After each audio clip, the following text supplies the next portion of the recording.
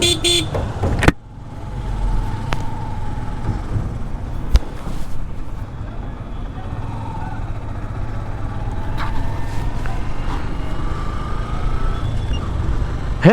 what's up guys? I'm Sam the Superman Rider. Welcome back to our YouTube channel.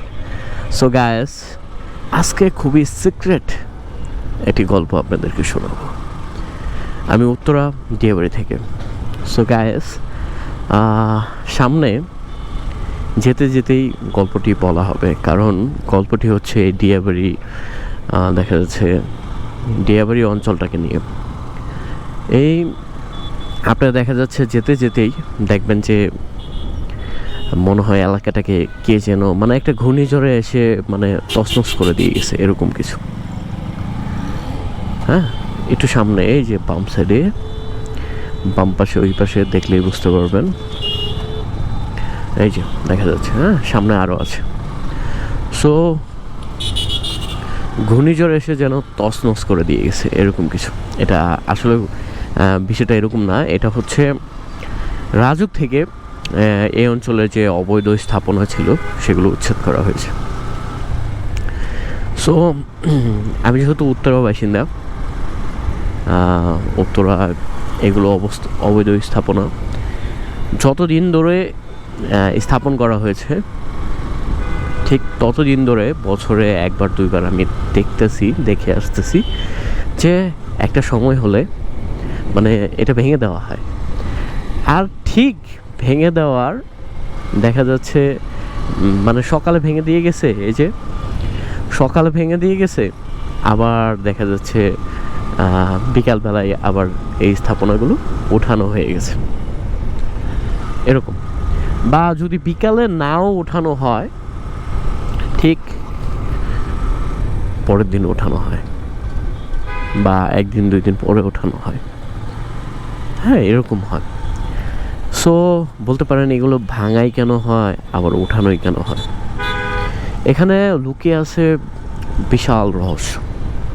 যতটুকু আমার নলেজে মানে আমি পেয়েছি, ততটুকু হচ্ছে নতুন নতুন অফিসার এখানে আসলে, উত্তরা রাজুকে বা থানায় বলেন, যেখানেই বলেন না কেন, আসলে দেখা যাচ্ছে এগুলো ভাঙা হয়। কেন ভাঙা হয় এই কিছুটা আমি দেখা যাচ্ছে শুনতে পাইছি। সেটা হচ্ছে নতুন নতুন লোক আসে, নতুন নতুন আইন কানুন করে মানে কায়েম করে, আবার দেখা যাচ্ছে তাদের পকেটেরও একটা ব্যাপার স্যাপার আছে, তাদের পকেটে একটা মাল ঢুকতে হয়, টাকা। বুঝতে পারতেছেন তো? এবার দেখা যাচ্ছে লাল ফিতা দিয়ে মানে করা হয়েছে। আমি উত্তরায় আসি, এই ফিতা টপকাইয়া যখনই দেখা যাচ্ছে আবার এই অবৈধ স্থাপনা টাকার বিনিময়ে করা হবে, তখনই আমি এই খবরটা ইনশাল্লাহ আমার ইউটিউবে ভিডিওতে দিয়ে দিব। সো যে কথা বলছিলাম সেটা হচ্ছে এই যে অবৈধ স্থাপনাগুলো আছে, এগুলো ভাঙা হয় আবার গড়া হয়। বলতে পারেন কেন গড়া হয়? এই যে বিমানটা দেখা গেল না, গড়া হয় যতটুকু আমি জানতে পারছি সেটা হচ্ছে টাকার বিনিময়ে। যারা প্রশাসন আছে বা এলাকার রাজনৈতিক নেতারা আছে, তারা টাকা খায়, টাকা খেয়ে এই অবৈধ স্থাপনাগুলো আবার ওঠানো হয়। এটাই হচ্ছে বাস্তবতা। এভাবেই চলে আসছে।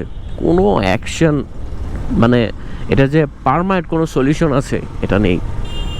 গরিব দুঃখী মানুষ ছোটোখাটো ব্যবসা করে খায়।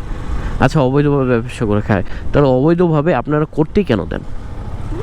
হ্যাঁ, আপনারা জায়গাটাকে এমনভাবে সিস্টেম করেন যেন তারা অবৈধভাবে ব্যবসা না করতে পারে। আপনারা টাকা খেয়ে অবৈধভাবে ব্যবসা করতে দেন, আবার সময় আসলে আপনি ভেঙে দেন। বিধাতার কি লীলা খেলা! বাংলাদেশে জন্ম না নিলে যেন এরকম লীলা খেলা মানে দেখতেই পারতাম না। আমি গর্বিত। আর এই যে সকাল থেকে এই রোডটা দিয়ে আবার সেই 1900 কটকটি সালের ফাইটার প্লেন উড়ে যাচ্ছে। ফাইটার প্লেন তো মানে ফুট করে আসে, শুট করে চলে যায়। হ্যাঁ, দেখাতে পারি না। আমার আগের ভিডিওতে ফাইটার প্লেন এই মাইলস্টোন আকাশে আবার উঠছে, আমি দেখাইছি। সো এত বড় একটা দুর্ঘটনা হয়ে যাওয়ার পরেও এই রুটে কেন ফাইটার প্লেন উঠবে? এটা কেউ প্রতিবাদ করছে বলেন তো? ধামাচাপা দেওয়া হয়ে গেছে। আর এখানে তাদের স্মৃতিতে তৈরি হচ্ছে শহীদ মিনার, আর এই বিশাল বড় গোল চত্বরে লাগানো হচ্ছে মানে ফুল গ্যাস। কিন্তু আরেকবার যে দুর্ঘটনা ঘটতে পারে এটা নিয়ে কারো মাথা ব্যথা নেই। যাই হোক, আমি আমার তরফ থেকে তীব্র নিন্দা প্রতিবাদ জানাই এই নিয়ে আজকের ভিডিও।